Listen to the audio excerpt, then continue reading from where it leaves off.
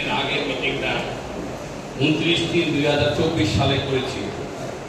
যদিও আমরা প্রতি 3 মাস পর পর একটি করে মিটিং করার কথা ছিল, বিভিন্ন কারণে আমরা এই মিটিংটা ঠিকমতো সময় মতো করতে পারি নাই বলে আন্তরিকভাবে দুঃখিত।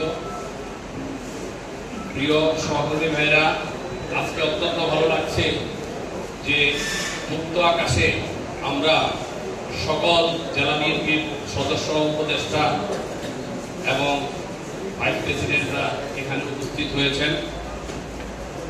আমি আমাদের প্রধান অতিথি এবং বিশেষ অতিথি মনে হয় কাছাকাছি চলে এসেছে।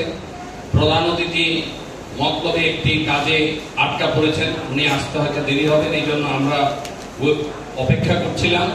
কিন্তু আমাদের মিটিংটা আমরা 10:30টার সময় আমরা আরম্ভ করার কথা ছিল, সেখানে আমরা একটু দেরিতে আরম্ভ করেছি, সেই জন্য আন্তরিকভাবে আমরা দুঃখিত।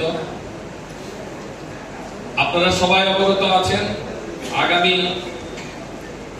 ফেব্রুয়ারি 2026-এ আমাদের একটি নির্বাচন অনুষ্ঠিত হওয়ার ঘোষণা দিয়েছে, যদিও এখনো দিনক্ষণ ঠিক করা হয় নাই। আপনারা যারা বক্তব্য দিবেন তারা আপনাদের এলাকার অঙ্গ সংগঠনের যে অবস্থাগুলো সেটা তুলে ধরলে আমাদের জন্য সুবিধা হবে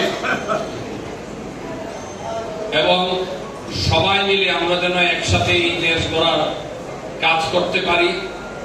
আমাদের নেতা তারেক রহমান যেন আগামী দিনের নির্বাচনে নির্বাচিত হয়ে প্রধানমন্ত্রী হতে পারে, সেই জন্য চাঁদপুরের বিএনপি সকল নেতৃবৃন্দ সমস্ত ভেদাভেদ ভুলে আমরা যেন একসাথে কাজ করতে পারি, যাকে নমিনেশন দেয় তার জন্য।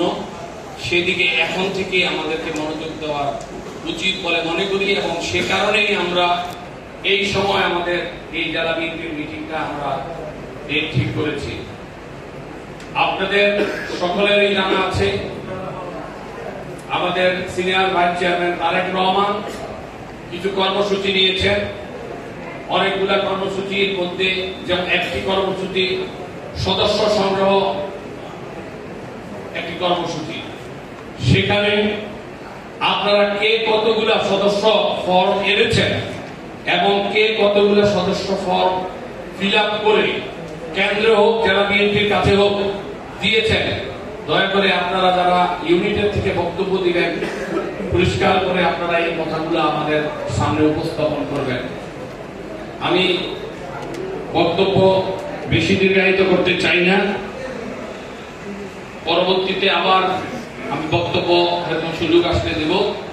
আমরা মিটিং